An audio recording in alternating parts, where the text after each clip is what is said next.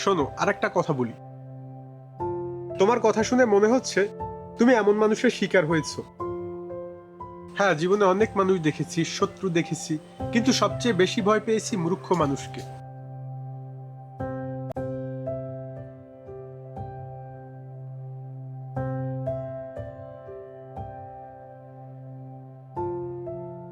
শোনো, একটা কথা কি জানো? শিক্ষিত শত্রু অনেক সময় ভালো হয়, কিন্তু মূর্খ বন্ধু কখনো ভালো হয় না।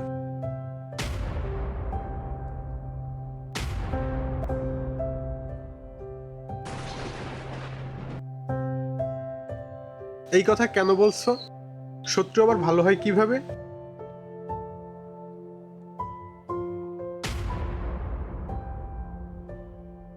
কারণ শিক্ষিত শত্রু অন্তত সামনে থেকে আঘাত করে, কিন্তু মূর্খ বন্ধু মানুষকে পেছন থেকে শেষ করে দেয়।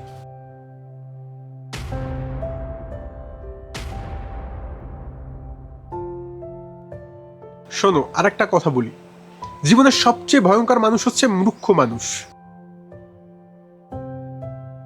মূর্খ মানুষ মানে মূর্খ মানুষ মানে এমন মানুষ যার নিজের কোনো সম্মান নেই, চরিত্র নেই, নীতি নেই। যে মানুষ নিজের সম্মান হারিয়ে ফেলে, সে অন্যের সম্মান নষ্ট করতে দ্বিধা করে না।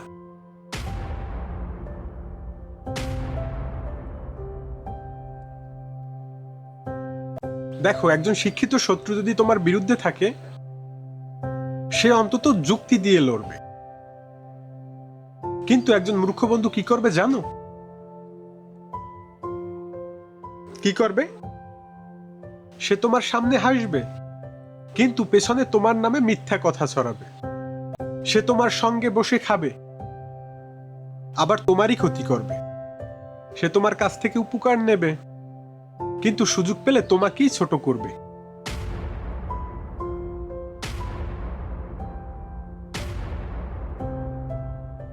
এই পৃথিবীতে সবচেয়ে কষ্টের ব্যাপার কি জানো?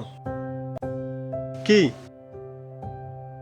শত্রুর আঘাত মানুষ সহ্য করতে পারে, কিন্তু বন্ধুর বিশ্বাসঘাতকতা মানুষকে ভিতর থেকে ভেঙে দেয়।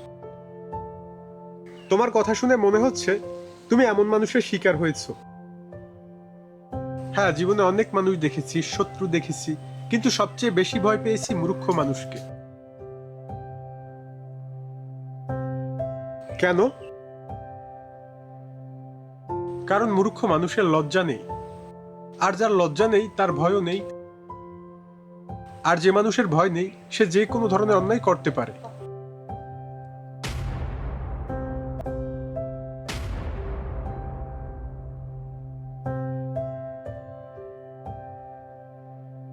ঠিক কথা।